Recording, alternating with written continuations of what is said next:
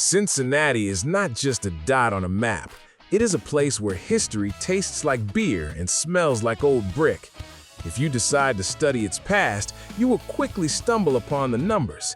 By 1890, 57% of the population here were Germans, either those who came themselves or those whose parents brought German precision and homesickness with them in their suitcases. These people turned the city upside down. They built breweries as if the salvation of their souls depended on it. They filled the streets with music and scents that made passers-by stop and sniff the air. They say even the hamburger crossed the ocean with them. In those days, it was just a piece of fried pork tucked between two slices of bread. Simple, honest, and without unnecessary sentiment. Our hero, Lucas, who had just turned 25, also wanted to leave his mark on this city, perhaps even to turn the consciousness of time itself. The problem with time is that it always goes in one direction, while success goes in the other. For them to meet, you need either a miracle or a lot of sweat. Success has two roads, the legal one and the fast one. The trouble is that the fast road rarely ends where the welcome sign hangs. More often than not, it leads to a door you're pounding on, not noticing it says no exit. Lucas was 25, and he was a bass player. If you think playing bass is just standing in the shadow of the lead singer, it means you've never torn off your last fingernail in your right hand trying to coax a sound out of a thick string. Lucas was good, truly good, but the music industry is not a charitable foundation. It doesn't hand out prizes to everyone who tried hard. It is a labyrinth that throws up new walls every day. Once, his band broke up because of a love triangle, because two hearts can beat in unison, but three is a catastrophe for the rhythm section. Another time, they were kicked out of a garage because the neighbors hated the noise. The list of reasons why you didn't make it is always longer than the list of your hits. Anyone who has tried to climb to the top knows this list can be supplemented infinitely until you run out of ink or nerves. But then, there was Mom. Mothers have an amazing superpower. They can speak with the voice of reason exactly when you least want to hear it. While Lucas was searching for his sound, the electricity bills and parking fines still landed on her shoulders. And a mother's shoulders are not an infinite resource. One day, the patience ran out. It doesn't leave beautifully, it just closes the door. Either you find a job, she said, and there was more steel in her voice than in all of Lucas's strings, or you pack your things and move to your father's in Cleveland. The choice was made, because choice isn't always what you want. More often, it's what you aren't ready to give up. Lucas wasn't ready to give up his daily rhythm, the breakfasts already sitting on the table, and his band. The group was still staying afloat even as the seasons changed, each becoming worse than the last. They had one hit, one single hit they had once played in a bar in Cincinnati. It soaked through them. It's a dangerous feeling when you think you've already won, even though you just got the notes right once. This success gave them hope for tomorrow. But hope is a treacherous thing. It makes you believe everything is fine, even when your drummer is about to fall into an abyss. Of pink aprons, shareholders, and people who go to church. Lucas's band looked like it was about to have a collective nervous breakdown to the accompaniment of their only hit. If you've ever tried to start a band, you know it's not a musical union. It's an attempt to keep four people in one room who are all looking in completely different directions. The drummer, Jim, was over 40. Jim worked at Walmart, and it left a certain mark on his face, the expression of a man who had seen too many types of toilet paper and too little meaning in life. Every time he left for rehearsal, he made his wife a promise. It was a very simple promise, to return sober, in one piece, and importantly, clothed. For a rock musician over 40, that is, you must admit, quite an achievement. The guitarist was barely 20. He was at that age where time seems like something infinite and optional, like the instructions for a toaster. He could miss a rehearsal simply because he forgot what time they had agreed to meet.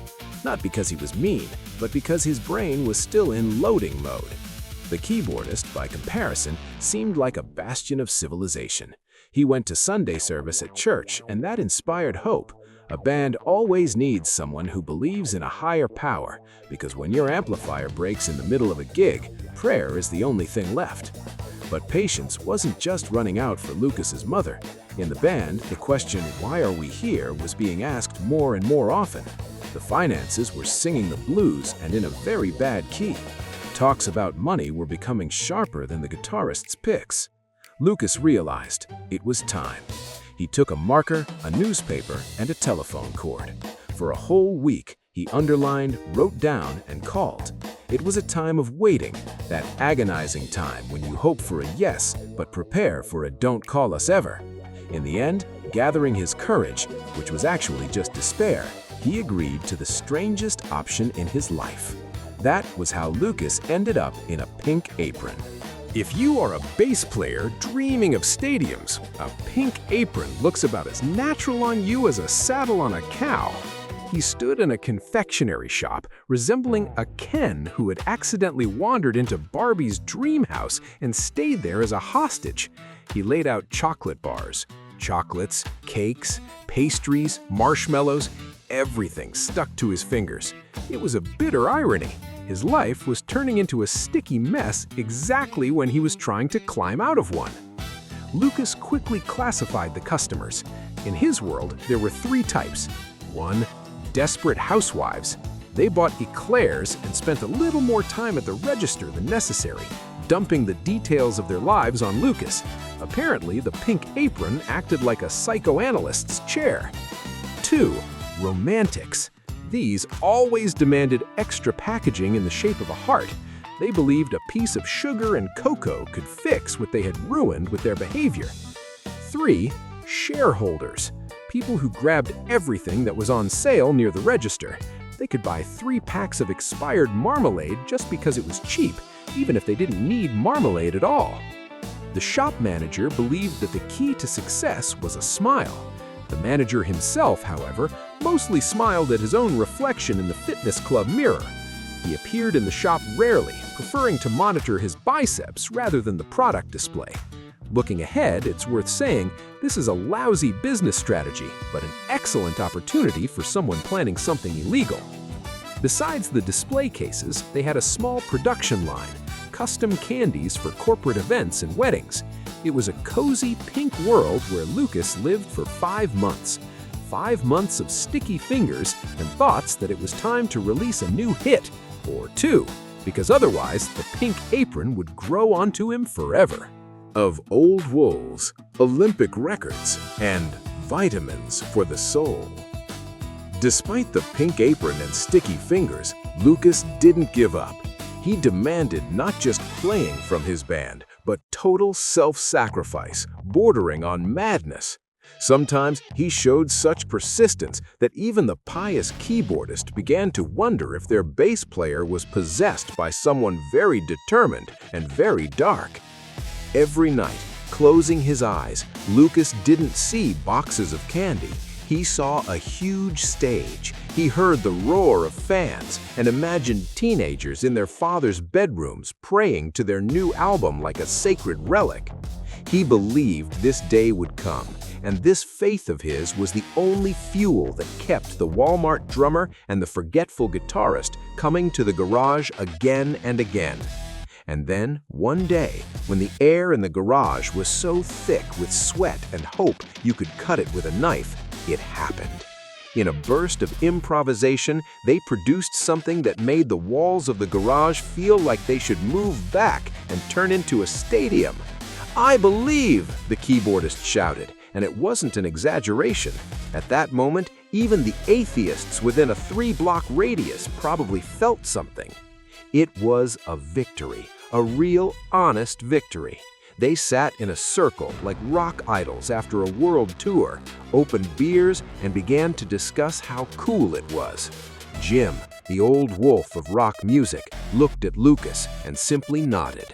Lucas knew that nod. It wasn't just a movement of the head, it was official recognition that you had just done something great. Jim smelled of victory and old tobacco. "That was very good," Jim said. And for Lucas, it was worth more than any review in a music magazine. They got to talking. Ideas flew into the air like logs into a fire, and the glow in their eyes grew brighter. And then, Jim, taking a sip, uttered a word that meant nothing to them at that moment. "Have you ever heard of Pervitin?"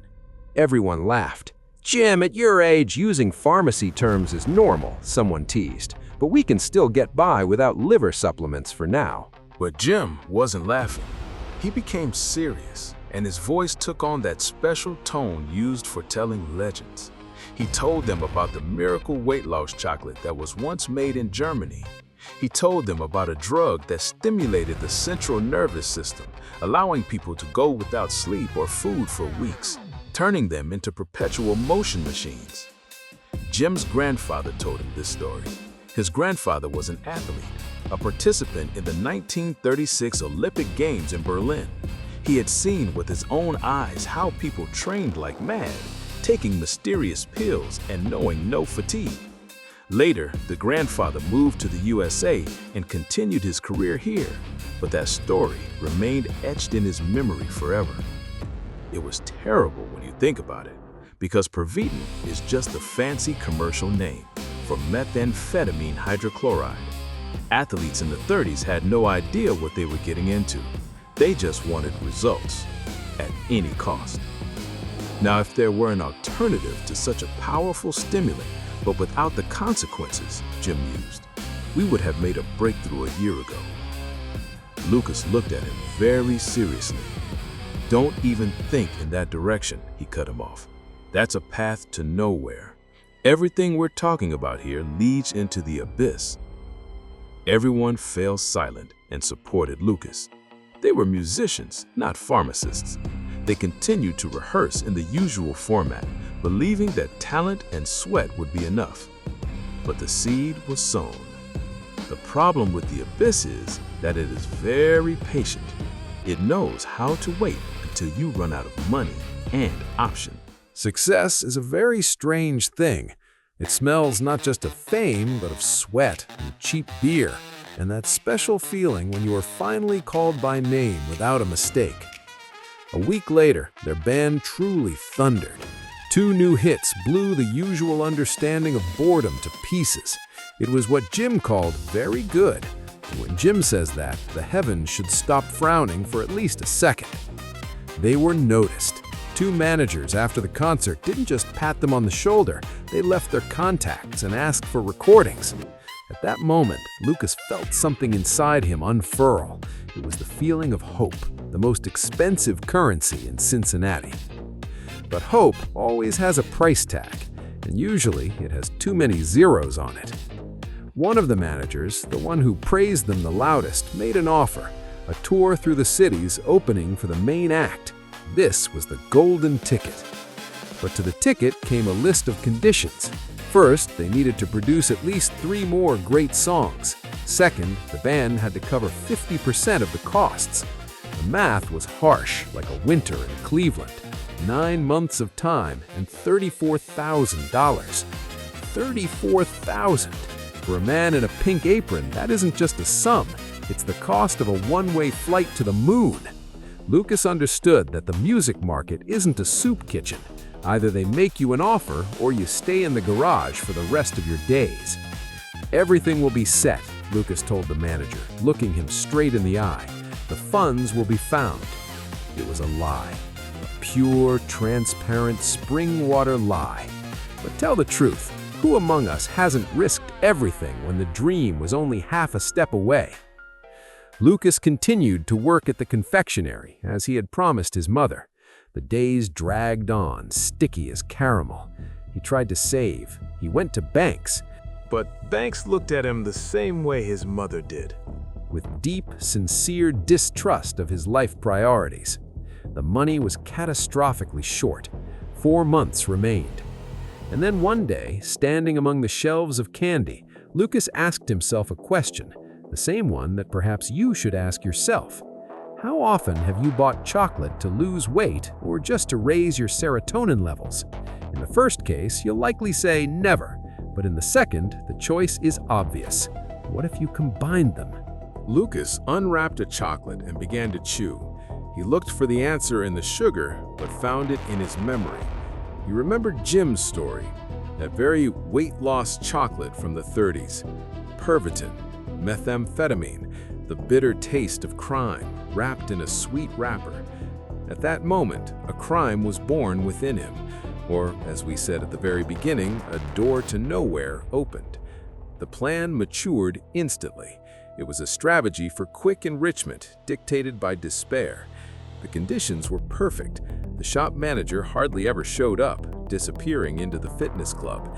His partner, Frank, was a kind guy, but let's be honest, not burdened with excess intellect. He didn't ask unnecessary questions. The confectionery production was right there, and Lucas practically controlled it. And ahead loomed February 14th, the day when people are ready to buy any fairy tale if it's packaged in the shape of a heart. Lucas needed a secret ingredient. If you're a musician with experience, you know where to find the things they don't sell in regular pharmacies. He put the pittance the band had already managed to collect into the deal. It was all in. He spent a couple of nights on calculations, the mass of the candy, the proportion of the magic potion, calculating the angles of this sharp maneuver. Everything should work, he whispered to himself, looking at the chocolate mass. The cook in the workshop followed strict proportions and never tasted the mass. This made the task easier. And so, when the last ingredient was found, our hero produced the first batch. Chocolate that doesn't mess with your figure. It sounded like a brilliant marketing move. Who would refuse to eat chocolate and lose weight? Lucas ordered special packaging, set the price, and instructed Frank on the uniqueness of the new batch. He had already distributed the price difference in his mind. He just needed a little time and a lot of customers in love. He promised himself it was temporary, only until the tour, only for the music. The trouble is, when you start feeding the abyss with chocolate, it starts asking for seconds. Of great bustle, mad women, and the danger of unwashed pots. The days before February 14th in Cincinnati are always like a natural disaster, only it smells not of a storm, but of cheap perfume and panic. It's the time when men suddenly remember that love requires material evidence and don't spare money on their charming ladies. Lucas's idea worked so fast he could barely blink. Chocolate that doesn't mess with your figure became a hit faster than any of his songs. It especially appealed to office workers. They bought the hearts by the box, hoping to surprise the staff and somehow brighten the gray routine. The miracle candies flew off the shelf in hours. Counting the profit is perhaps the most pleasant part of any scam. The money flowed in, closing the gaps in the band's budget and covering the costs of the future tour. Lucas was proud of himself. He had carefully calculated the proportions. He didn't want to hurt anyone. He just wanted to go on tour. He believed a small dose of a stimulant was just a gentle nudge towards happiness, which surely had to work. February 15th arrived, the date that usually brings relief, but in our story, it simply turned everything upside down. The confectionery manager, as always, dropped in for a minute, gave out valuable instructions, and headed off to the gym. But on this day, something strange was happening in the gym. Usually, it was quiet and smelled of male sweat, but now the number of women exceeded all safety norms. They took over all the machines, benches, and dumbbells. This didn't look like a workout. It looked like a military training ground before a decisive offensive. The women were doing squats as if the fate of the planet depended on it. They ran, stretched, and did crunches with such ferocity that only the Lord God could have stopped them. The energy in their bodies wouldn't end. It seemed that if they were given a couple more candies, they would take over the city by lunch.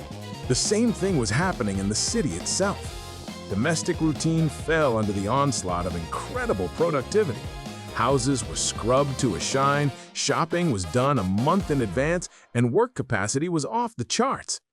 The men whose gifts had caused this surge were amazed, but to be honest, they were quite satisfied with the state of affairs.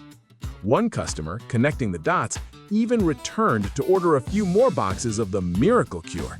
A line formed behind him. Lucas understood. It was profitable. The money was still short, there is never just enough. So he collected pre-orders and decided to make one last, very final batch. He promised himself to stop as soon as possible, honestly. But in every story, there is the Frank factor. The cook in the workshop still trusted his eyes and scales, never tasting the mass. But then there was Frank. Frank, who loved chocolate more than logic.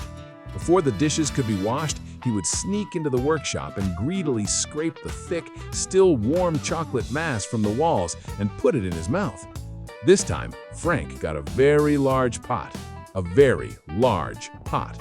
While at the gym, the manager was listening to talk of miraculous motivation, and Lucas was covering his tracks in the kitchen, hoping things would soon return to normal. Frank was discovering the secrets of the universe. Lucas's deal had paid off. The financial results exceeded his expectations, and it seemed the finish line was near. But then, Frank stepped onto the stage, literally. The work shift was coming to an end. Cash collection, cleaning, closing, business as usual. But Frank had eaten much more than the portion Lucas had intended when formulating the proportions. Now Frank stood by the shop window. He wasn't wearing an apron.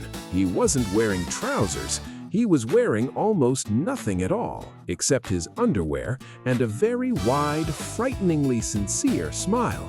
He waved his hand at passers-by in cars, muttering something under his breath that probably seemed like a very important manifesto to him. At that moment, a policeman was driving by, and as you understand, a naked man in a confectionery window is not the super promotion the police are ready to ignore. Of consequences, a bitter aftertaste, and songs written by the wrong people. The policeman stopped the car. All sorts of things happen in Cincinnati, but a naked Frank in the window among the eclairs was too much even for the 1890s, let alone our time. The policeman got out of the car and headed for the doors. "Hi, Frank," he said, trying not to look Frank in the eye because there was currently too much happiness shining there for a single Tuesday. "And what exactly are you doing here?" Frank was not embarrassed. In his world, shame did not exist right now. Only rhythm existed. "Welcome, sir," he joyfully proclaimed. "Would you like some chocolate that doesn't mess with your figure?" Frank pointed to the shelf. The policeman, in his line of work, had seen many different looks, frightened, angry, sad, but he recognized this look instantly. It was the look of a man who needed no explanation, but very much needed handcuffs and perhaps a blanket. "Okay, Frank, are there any adults at home?" The policeman almost smiled. "Oh yes, Lucas is with me. He's the boss here." It sounded not like information, but like a full confession that only needed a signature. On this day, Cincinnati's appearance changed for good. At a nearby intersection, two cars collided. Two young women drivers, who by all the laws of physics and politeness should have at least exchanged a few harsh words, simply got out of their cars, hugged, and went to drink coffee in a neighboring cafe. They didn't want to fight, they wanted to create. But at the police station, this only raised new questions. The women were invited for questioning. And then came a call from a furniture store where a customer believed so deeply in the comfort of a sofa that she lay down to sleep right in the middle of the sales floor, after first washing all the floors in the department. The city was gripped by a strange apocalypse. The problem was that the miracle chocolate came with no instructions, and if you exceed the dose, the world stops being a place to live and becomes a place for endless running.